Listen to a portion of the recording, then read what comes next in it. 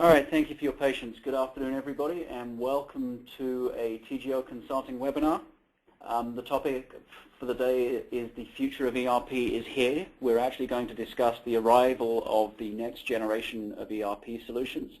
My name is Grantley Smith. I'm one of the senior solution architects at TGO Consulting. A little bit of housekeeping before we start. As I'm sure you've noticed, everybody is on mute right now. If you do have any questions at all, please feel free to either raise your hand so that we can unmute you, or type your questions into the box in the GoToMeeting interface, and I'll have Kathleen here read through those at the end, and we'll read them out, and we'll try and answer your questions, and if we can, we'll unmute you and have a conversation as well, depending on how many questions we get.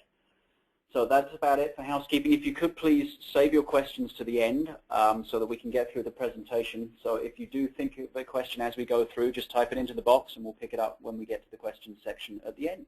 Thank you ever so much. So I just wanted to start by introducing you to some of the challenges that we're identifying in the IT world, in the ERP world specifically. So here's a few things for you to think about. First up, the consumerization of IT. So it is expected by the end of this year, and we're nearly at the end of this year, that 50% of all business devices in use will actually be a smartphone of some sort. And as they continue to become larger and larger devices, they lend themselves more and more to processing of information and viewing of information rather than just being used as a phone with a couple of apps on it. So think about that. 50% of the devices in use within your organization, with this whole bring your own device culture that we now have, are going to be smartphones. Okay? Here's another thing for you to think about. 84% of organizations now have a remote workforce of some sort, a distributed workforce, people who are not working in the office, people who are working from home, people who are working on the road, people who are working remotely from other people's offices, but they're not physically in the building anymore. So 80% of organizations do have at least a subset of their workforce that are not physically on premise. They're not bolted into the corporate network. They're not sitting at a desk. They're not chained to a workstation. Here's an interesting number for you, and this is very much an IT-centric number, but does have a lot to say about ERP systems and what they're being used for and how IT are using their resources. 85% of the average data center capacity in an organization, whether that's hosted, whether that's on-premise, whatever data center means to you, 85% of the horsepower that you have sitting there for business processing is doing nothing. It's sitting there on idle. So the capacity that you have as an organization, that the average business has to actually process, manipulate, work with the information that they have, is being, for the most part, wasted. It's sitting there, it's available, it's not being used. So infrastructure utilization, most organizations have a very powerful and a very stable infrastructure, but most of it is not being used most of the time. That resources are just going to waste. They're sitting there on idle doing nothing. Final statistic for you, and this kind of offsets the other one. This one's interesting. Infrastructure complexity. 70% of the average mid-tier organization's IT budget, their annual budget for everything IT, is spent maintaining that data center. So if you work through those numbers for a minute, 70% of your IT spend is being used to support an 85% idle processing capability, which doesn't really make a lot of sense. So you've got all of this IT spend, most of it's going towards that data center, that processing power, those warehouses, those databases, those applications that are sitting in that data center, and most of that is being used to support absolutely nothing whatsoever. kind of a scary statistic when you look at it. So if we just recap for a minute, 50% of your devices are going to be smartphones of some sort or another by the end of this year. 84% of you have a remote workforce, people who are not in the office, people who are not chained to a desk and a workstation. 85% of what you've built in terms of data center capacity isn't doing anything, and 70% of what you spend on IT every year goes towards keeping that 85% doing nothing. Okay, so from a technology standpoint, those are the challenges and those are the raw statistics that your average small to mid-tier enterprise company is running into. Now, let's have a little look at this slide for a minute, and let's take a look at this. I am going to assume, and nobody needs to raise their hand or comment, that most of the people on this call recognize most of the logos that are on this screen. We've got Facebook, we've got Twitter, YouTube, Google's up there, Flickr's up there, LinkedIn for the more corporate people amongst us. But here's the thing. Let's look at another set of quite alarming statistics. This is a day in the life of these different tools, a day in the life of these different applications. So if we just take a little look at a few of these. 900,000 blog posts in any 24-hour period. 90 million tweets in a 24-hour period. 2 billion videos watched and 52,000 hours of video loaded back up to YouTube. These stats are about a year old, by the way, so it's probably even higher. 56,000 iPads sold yesterday. 2 billion searches on Google. And here's the point. The point really being about showing this slide to you and showing these statistics to you is that all of this is being done by people at home, on the sofa, in the car, hopefully not while they're driving, at work, around other people's houses, in Starbucks, other coffees are available. But all of this is happening all around the world by people on multiple different devices, multiple different operating platforms, in multiple different locations. So all of this is happening without people being tethered to a workstation. Here's the other thing about all of this. All of this is going on without anybody having received any formal training whatsoever. There's no guide to using Facebook. There probably is, but nobody's ever looked at it. And nobody taught you how to search for stuff on Google. There isn't a manual for how to use Google to search for things. Right? Even the iPad doesn't come with a manual. You don't need one. There's one button at the front. You press it, stuff happens. And other than that, my 6-year-old can use the iPad better than I can, and he's never had a day's training, I promise you, not even from me. So the point behind all of this is that people are able to do all of these amazing things with technology. Watch videos, send emails, search for things, join websites, browse applications, download new toys to their equipment, their devices, and they're able to do all of this without any kind of formal structured training or education process whatsoever.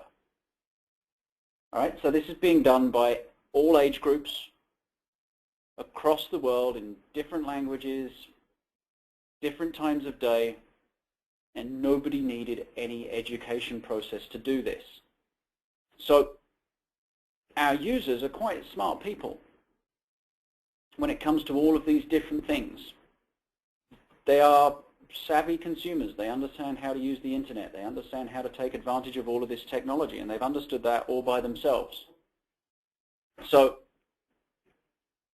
the purpose of this presentation, I guess, is to say that in all of these areas, and to the point of the presentation, that ERP applications are somewhat Jurassic in comparison. You won't see many of these logos in and around an ERP application. You won't see many of these types of tools and functions in and around your average ERP application. Our accounting systems are dinosaurs. They're all legacy systems, they're all a generation behind. They don't act the way that your average consumer interacts with everything else that they have. They don't have that kind of obvious self-educational functionality that these other tools and these other applications have. They don't behave like the internet does. They don't behave like Google does. They don't have icons and favorites and all that good stuff. So your average user, the next generation that you hire, the generation that you have now in your finance departments, in your operational departments, they know how to do all this stuff on their cell phone. And then you've got to sit them down for 3 weeks of training on how to run an ERP application. And it doesn't really make a lot of sense. There's no reason that ERP systems be that complicated and that the technology has to be that specific that weeks and weeks of training is required to use something that should be as easy to use as any other app you download on your iPad, your Android, whatever it may be. It doesn't make any sense. So what we wanted to do was, with this presentation, take an opportunity to put all of those statistics in front of you, to put all of that intuitive capability that your current employees, your future employees all have inherently without having to think about it, and go, you know what? It would really make a lot of sense if ERP applications were as intuitive and inherently easy to use as everything else that everybody is interacting with from their sofa at 7 o'clock at night.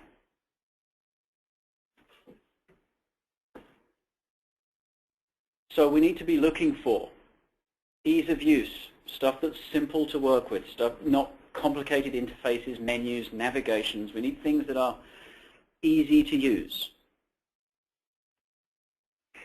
We need ERP systems that are accessible. I don't need to only be able to get to it when I'm chained to my workstation and logged into the network. I need to be able to get to it from wherever I am. My CEO wants to be able to dial up a stat when he's in China and the other side of the world, at the other end of the time zones. And accessibility is a big thing. ERPs traditionally require you to be chained to the desktop. So we need to look for applications, functions, features that are accessible, that I can get to with something as simple as a web browser from anywhere, anytime. And we need to look for systems that are intelligent. And intelligence is a tricky one to explain, but if you think about something as somebody's birthday. Now, for those of you that have a Windows Live account, that have a Facebook account, that have a LinkedIn account, I get more reminders in my mailbox every day about people's birthdays than I know actual people. So there are things going on out there in terms of workflow, in terms of reminder mechanisms, business alerts, non-business alerts that are happening every single day. I have the emails to prove it, and yet when I come to my ERP application, when I come to my finance system, I have to tell it what to do. I have to go look for stuff. I have to find things for myself. ERP applications are not very intelligent. They have a ton of information. They know a lot of stuff, but traditionally they don't do very much with it. You have to go mine it for yourself, figure it out for yourself, work out what you want to look at, and then go look at it. So we're looking for ERP systems in the future to have some semblance of intelligence, to be able to tell us where to go, to be able to tell us what we need to look at, what we need to be aware of, to be able to proactively notify us of things that are going on rather than us have to go find them. So ease of use, accessibility, and intelligence are the three areas where I think ERP is sadly lacking and needs to improve and needs to step into at least the 21st century in comparison with everything else that we use every single day. What I'd like to do now is take the opportunity with the second half that we have to show you an example of an ERP application that is actually moving in the direction that we've just talked about, that is starting to become accessible. easy use, more intuitive, more flexible, and more intelligent than previous applications have been. So I want to just give you an example of some of the things in this application that you should be looking for, regardless of what application you're looking at, regardless of what functionality you're looking for. So let me first of all pull up a home page for you. So the example that I'm going to use today is Sage ERP X3 version 7, their latest version. And version 7 is a major step away from traditional ERP. It's a huge leap that Sage have taken, and the leap is towards all of the things that we just spoke about that we believe are lacking in present-day archaic ERP applications. So some of the things I would like to show you are: the first thing you'll notice, I hope, is that I'm in a web browser. I'm in Firefox. This is the application. This is the front end. There is no client installation. There is no local deployment required. There is no other technology involved. I access the ERP application through a web browser, nothing more. I'd like to also show you that it's a web browser of choice. That was Firefox. This is IE. Same application, but this time I'm going at it through Internet Explorer. So the idea here is what's happened, what they've done with this particular application is they've recoded it in the latest language, which is HTML5, and in doing so, they've made the application, the user interface, browser agnostic. It doesn't matter whether you use IE or whether you use Chrome or whether you use Firefox or whether you have some other favorite browser that you work with, it will run on that. So they've managed to develop an ERP application that is accessible through nothing more than a web browser, and in that, any web browser. Part of that recoding into a web browser has allowed them to do things like this. So if I go, for example, to my products page and I look at my list of products, it's been a while since I logged in, it's just double checking my credentials again, don't blame it. If you leave your web browser dormant for too long like that, it's got some security layers in it. So if I look at this, this is just a simple list page. This is a list of products that I have in my database right now. If I resize this window, you'll see that the list actually dynamically resizes. I don't know if everybody noticed that. Let me do that again. So there's my full screen with all of my columns, and there's my resized version, and you'll see it's stripped down the columns, it's changed the size of the box, it's changed the dynamic of the window completely. So that is what the HTML5 language allows us to do. It allows us to become both browser agnostic and also dynamic as an application. So if you imagine for a second accessing this through, let's say, Safari on your iPad, all of the ERP application, all of the windows, all of the lists, all of the other things would dynamically resize to fit the real estate that you have on the device that you're working with. So this is as easy to use and look at on a tablet as it is to look at on a full screen in a web browser. So that's a very different approach, and if I size it back up again, you'll see it changes again. Let's look at a few more things. So we have here the ability to create landing pages. So when I log into the application, I can create landing pages, and I can have multiple landing pages. And I can create my own versions of these. So as a user, I can now tell my experience to the things that I want to see, the things that are important to me, the menus I want to work with, the sub-menus that I want to work with, the KPIs that I want to see in the system when I log in. I have the ability to tailor this whole entry experience to myself as an individual, and everything that you're looking at continues to be dynamic. If I'm, let's say, for example, task specific, I'm a sales administrator. As a sales administrator, I may want to see customers on credit hold, late shipping orders, indices, but I may also want to have multiple tabs of information as a sales administrator. So I'm not restricted to this single page. I can have many pages of information relevant to my role. if I go to my business process tab, I actually have many, many subsets of processes here. So again, from a traditional ERP environment, I've done away with navigation. I've done away with I follow the path to get to, and what I've done is I've given myself something more like a web-based environment, a web-based navigation system whereby I intuitively know what's going to happen if I click on Manage Quotes. I know it's going to take me to the window that has the quote management map on it, and if I click on Create Quote, it's going to take me to the Create a Quote window. And I've done all this without learning how to navigate, without learning where to go in the system to find this stuff. I've got my home page. It's specific to my role, and I know if I click on one of these what's going to happen because it's very intuitive, it's very straightforward. I have, just go to my traditional navigation for a minute, my standard menus are still here. I have subsets within the system. I can get to all these things. But again, they've put some web-style functionality into these windows as well. So if I hit, in this case, Control-F, there's my Find In page, just like I would get in a web browser for a regular website, just like I would get inside of a PDF or inside of an Excel spreadsheet or anything else.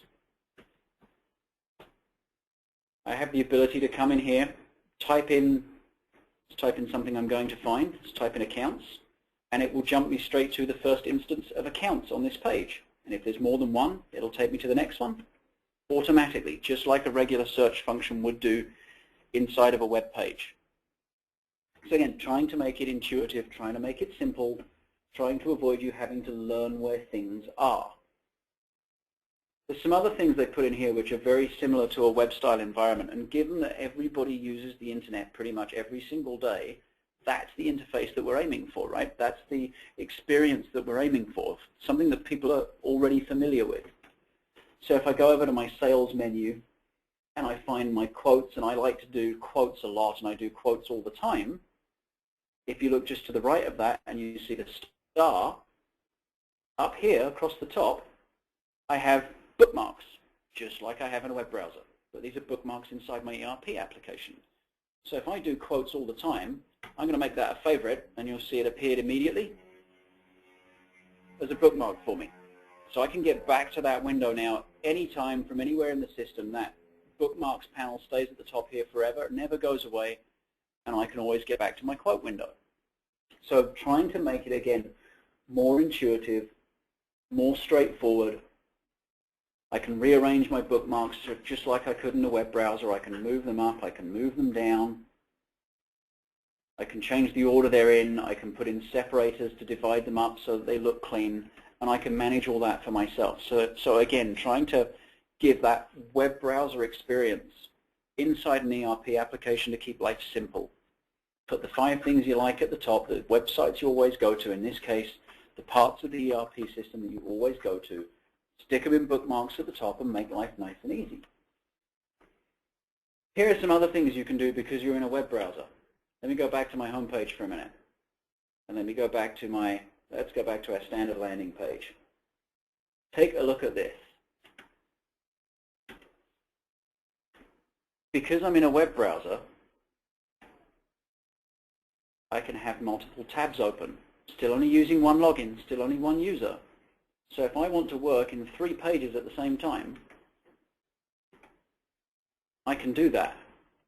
And they can be 3 different pages with 3 different sets of functions on them, and that's okay. But I can work in multiple different screens within my one browser, all at the same time. And because I'm in a web environment, because I'm in a regular browser environment, that's perfectly okay. So again, another example of my traditional ERP application working less like an ERP system and more like a website, to try and make it simpler for everybody, to try and make it intuitive for everybody, to try and take all the guesswork out of what it is you have to do, how you navigate it, and how you find stuff. Here's some other things that are nice that are typically more of a web-based environment. Let's go to my products tab for a minute. And let's just filter my products for a particular subset that I want. I want to find everything that has a fin 9 in it, so I'll just filter that, and it's as easy as filtering the column, just like you would do in Excel. So again, trying to keep with the things that people know, the functionality they understand from other applications and from other usage. Let's go to my 911 product, and here's my picture of a cart, and here's some basic information about the cart.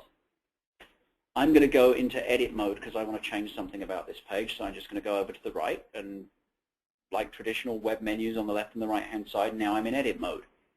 Now I just want to resize this for a second, and you'll see again the whole window dynamically resizing. I could see that on my phone, I could see that on my tablet. It knows what I'm doing. Some of the things that are nice about this particular application, for example, is I've got drag and drop functionality. So I can interact with this from outside of my desktop, from outside of the web browser, and do something as simple as change an image in the database through drag and drop. So integration with other functions, integration with other applications, integration with just data on my desktop. That works for images, it works within the document management part of the system for documents. It's very, very, very friendly and very, very easy to use, and ease of use is one of the things that we're driving for. Because I'm in a web browser, of course, my forward and back buttons work, so I can go back just by clicking on that, and it's undone it for me because I didn't save the change, and I can go back again. So I'm now able to navigate using regular web browser functionality. Back to my filtered list. I'm back to my page where I started again. So I'm able to navigate using regular navigation functionality. I don't need something special out of the ERP system. I'm just using my web browser.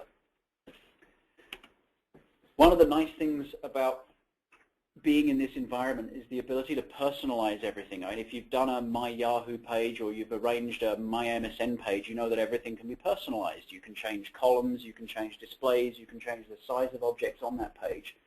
The same is true of the next generation of ERP applications. I like this window, but I don't like the layout very much. So I'm going to go and modify this. And I'm going to change this to something a little bit different. I'm going to change this to cards. I want to see things as cards, and I want to see them in 3 columns. So, hey presto, I've taken my list window, and I've turned it into cards for the products, and I've decided to make it a 3-column card. I'm going to go to the Save As button, and I'm going to save this. At least I am if I tick on the right button. Sorry, 1 second. Let me go back to my products again. Let me go back to my paintbrush again, and let me type a little bit slower. Let's just modify that again. Make it a card. Make it 3 columns. And save.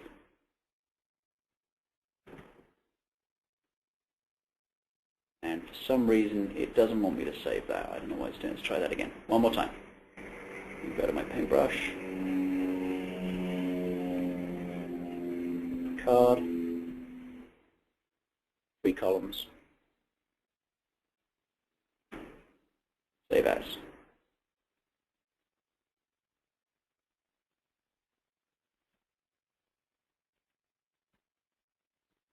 For some reason right now, my keyboard is trying to jump to a shortcut. I'm not quite sure why. Anyway.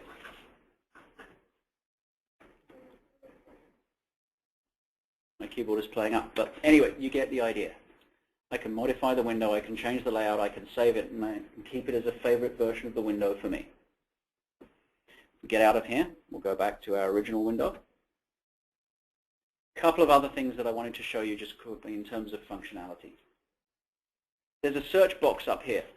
This works just like Google, just like Bing, take your pick, I'm not fussy, just like Yahoo. But it works inside the ERP application. So if I search for the word products, for example, it would search the entire database for anything. 1 second, let me just refresh that. Just refresh that for a second.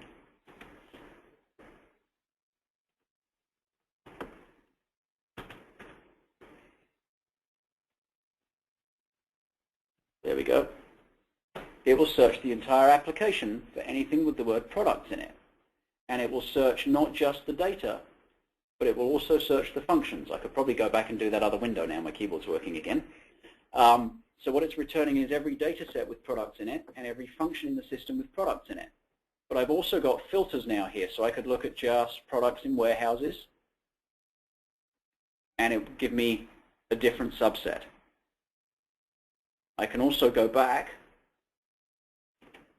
and I can go back and filter that for particular data sets. So show me just customers. Tick the box, and it's going to refilter my search to only customers with the word products in them. So I've got a very powerful dynamic search capability that will look through the entire application and pull out all of the relevant data sets to any field I choose to search for. So working just like a search engine would do anywhere else, but inside of the ERP application. Take it back home, and let's go back to my product list page for a second. One more thing I wanted to show you quickly, and then we'll take questions. Integration with Office, of course, doesn't everything. So let me just click on my Excel tab, and we'll export this to Excel. We'll go to a blank template, but we could go to a predefined template if we wanted to for formatting purposes, but I'm just going to go to a blank one. But what I wanted to show you here is that there's a slight difference here between export to Excel in the traditional sense and how X3 does it. Double checks my user credentials, as it should do. So security is still in play.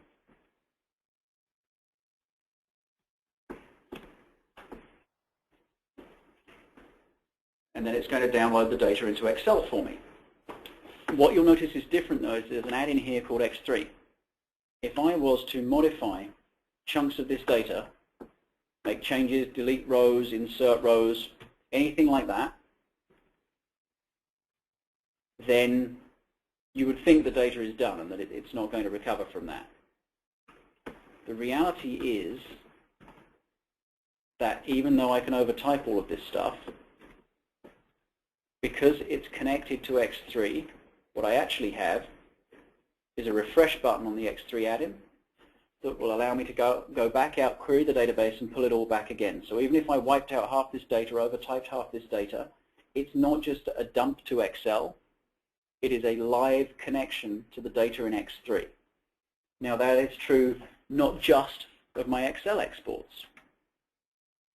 That is true of other objects within X3 as well. So if I go back to, let's go back for a minute to my home page, and let's go back to my personal home landing page, and let's go to my dashboard, and let's take a look at a couple of my metrics. And let's take this one and we'll expand it. If I drop this out to PowerPoint, the same is true. So if I take this particular chart or graph and I export it to PowerPoint,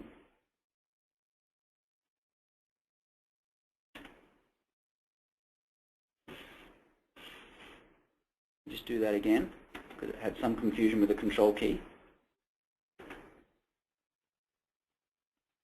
We'll lose that for a second. I'll do that one more time so you can see it from the start. I'm going to go here. I'm going to drop it to PowerPoint. We're going to say OK.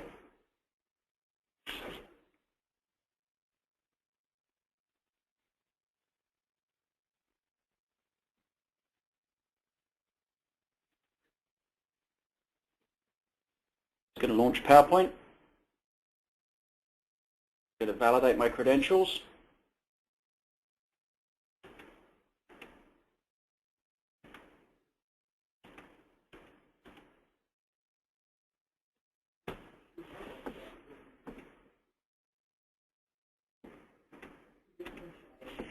It's going to double check my security. For some reason it thinks I'm holding a key down, which I'm not. And then it's going to drop the data based on that security validation into a PowerPoint presentation for me. Now, the same thing is true. Up here is my X3 tab. This is a live connection. So again, that data set is connected, that data set is refreshable. So it's not a one-off thing, it's not a dump and it's static. It's a live connection to the data that's in X3. So now I'm able to export and create slide decks, PowerPoint presentations, spreadsheets that I can actually use for communication purposes on an ongoing basis, because all I have to do is open and hit refresh and I get the new version of it. Okay, so let's take that back down and let's go back to my home page again and look at my dashboard. So the last thing I just wanted to point out to you quickly was that because we have this dynamic interface, because everything changes size. This works just as well on a phone or on a tablet as it works on a workstation or a laptop. So we are now truly mobile as an application. You can interact with this application, and when I do my live presentations, I demonstrate this. You can interact with this on an iPad, on an iPhone, on an Android. It doesn't matter because it's all just browser-based. So that was just an example of one application, in this case ERP X3 from Sage, that has moved forward and taken that next step towards becoming an ERP system of the future, a system that we can actually work with without having to know how to do everything, without having 17 weeks of classroom training in order to figure it out. So, quick wrap up for you because I know we're running out of time and I want to take questions. That is the earliest instance that we have seen so far of an ERP application starting to adopt that internet-style interface, that web-style interface, and all the functionality that comes out of being a browser-agnostic application with no client installation whatsoever. And we just wanted to share some of those features with you so that when you go looking for the next version of whatever it is you're using, or when you go looking for something else, look for that ease of use, look for that accessibility, look for that intelligence, look for a system that's going to be that personal, that people can make their own and that they can use without having to have a degree in how the ERP system works and without having to have months and months of training on how the ERP system works.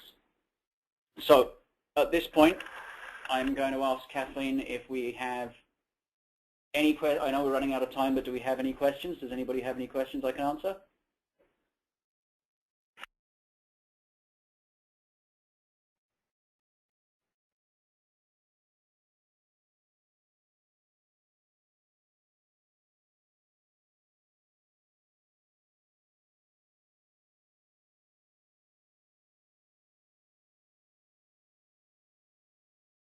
Thanks, Grantley. We actually have one question.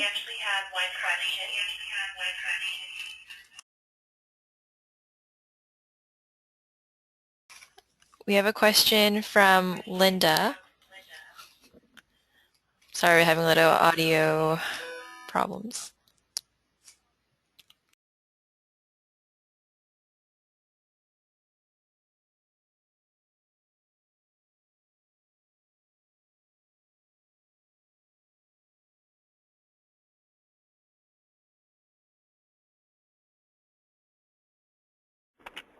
Okay, that's a pretty open-ended question. It depends what you're upgrading from and what you're upgrading to. It's really so the interface that you're looking at is actually a product-specific interface. It is the interface for Sage X3. It's not an interface for any product. That's specifically the new look for that particular application. What you should be looking for, I guess, depending on what application you're running today, is to look for that same kind of functionality and those same kind of features. I mean, you should be looking for whatever application it is. You should be looking for something that is web deployed. You should be looking for something that is preferably, should be in HTML5 by now. It should be browser agnostic. There should not be a footprint on the client machines. There should not be a thin client requirement, a terminal requirement. You should be looking for something at this point that is purely web-based. Otherwise, you're not going to get that accessibility, and you're not going to see that intuitive interface, that ease of use. You're going to see menus and drop-downs and stuff, and that's all got to go. It's all got to go. Anything else?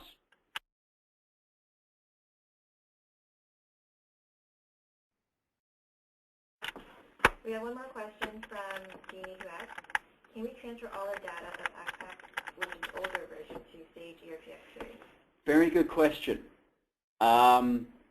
You could, but you may not want to do a direct transfer of all of it because the structure of X3 is quite different to the structure of ACPAC. The actual general ledger itself is configured as a dimensional ledger as opposed to a more traditional segmented ledger.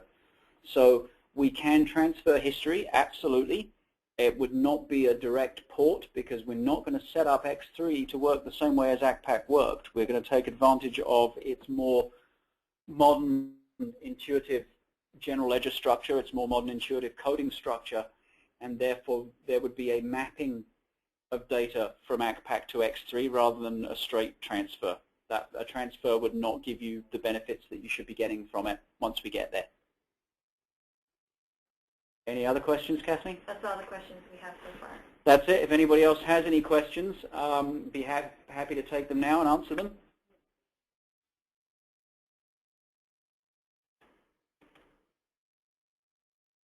And if not, then we're right bang at the 45, pretty much at the 45-minute mark. So if there are no more questions, then thank you ever so much for your time today. We appreciate it. When you log out, you will be asked for a quick feedback exercise. If you could please fill that in, we would appreciate it. We can only make these events better and more useful if people tell us what we could do to make them better and more useful. So please take the 5 minutes to fill out the evaluation and let us know what you'd like to see next time around. In the meantime, thank you ever so much for your time today one more time. Much appreciated, and we'll see you at the next one. Thank you very much.